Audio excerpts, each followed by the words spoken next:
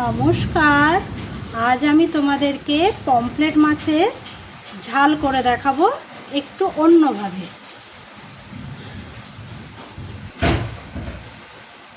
এই দেখো, কড়াতে আমি প্রথমে সর্ষের তেল দিয়ে দিলাম। এই রান্নাটা কিন্তু আমি সর্ষের তেলে করব। এই দেখুন, আগে থেকে আমি পমফ্রেট মাছগুলো নুন হলুদ দিয়ে মেখে রেখেছি। এরপর এই তেলটা গরম হয়ে গেছে, এরপর আমি একটা একটা করে ভেজে নেব।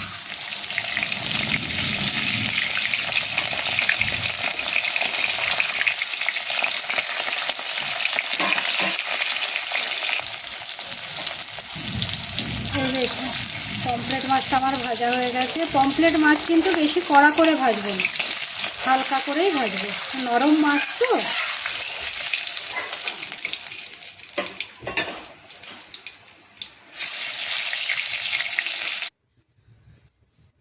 এই দেখুন, পমফ্রেট মাছগুলো আমার ভাজা হয়ে গেছে আলতো করে। এরপর ওই তেলের মধ্যে আমি কুচানো পেঁয়াজগুলো দিয়ে দেবো। পেঁয়াজগুলো কিন্তু একটু ঝিরিঝিরি কাটবেন।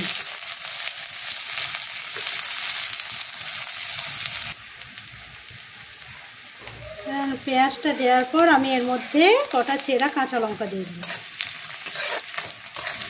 এরপর পেঁয়াজটাকে আমি লাল লাল করে একটু ভেজে নেব।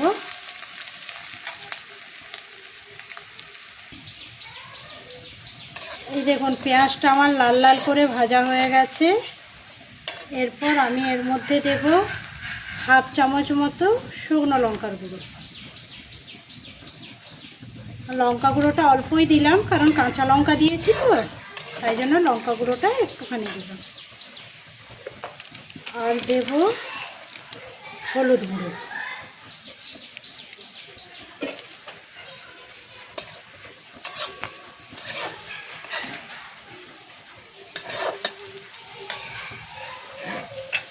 আর এদিকে আমি নিয়েছি 3 চামচ মতো কালো সর্ষে আর 1 চামচ মতো পোস্ত। এটাকে আমি একসঙ্গে বেটে নেব।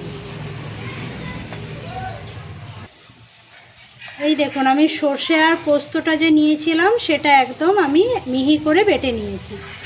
এরপর ওই বাটা জলটা আমি এর মধ্যে দিয়ে দেবো।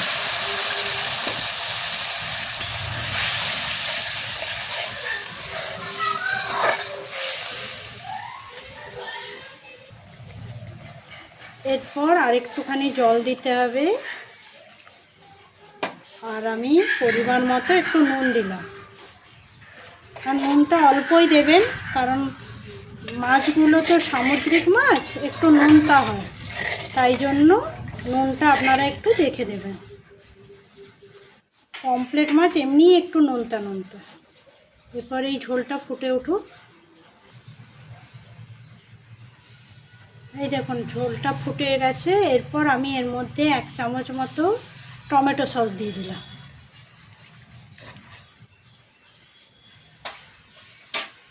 কারণ পমফ্রেট মাছটা তো একটু নোনতা নোনতা, তাই জন্য একটুখানি টেস্ট ব্যালেন্সের জন্য আমি একটুখানি টমেটো সস দিলাম।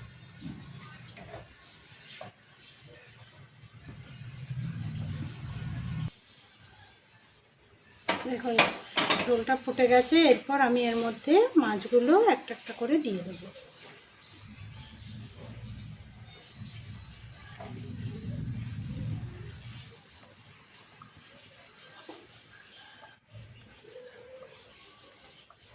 খুব নরম মাছ তো, একটু আস্তে আস্তে দেবেন, নাহলে ভেঙে যেতে পারে।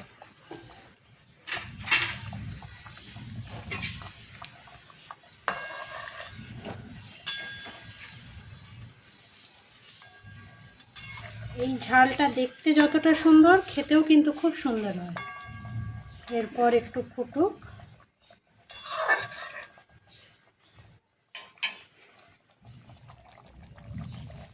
এই দেখুন রসটা আমার মরে গেছে। এরপর নামানোর আগে আমি ওপর থেকে একটুখানি ধনেপাতা কুচি আর কয়েকটা চেরা কাঁচা লঙ্কা,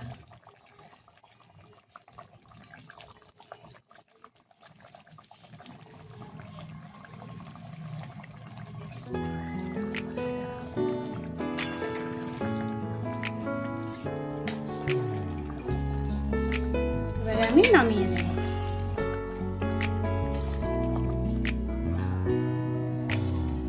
এই দেখুন পমফ্রেট মাছের ঝাল আমার রেডি হয়ে গেছে। আর আপনারা মাছটা দিয়ে কিন্তু বেশিক্ষণ ফোটাবেন না, কারণ হচ্ছে পমফ্রেট মাছ তো এমনি নরম, ভেঙে যেতে পারে। তাই এইভাবে একবার বানিয়ে দেখুন, আশা করি বাড়ির সবারই মুখে লেগে থাকবে। আর অবশ্যই আমাকে কমেন্ট করে জানান কেমন হয়েছে।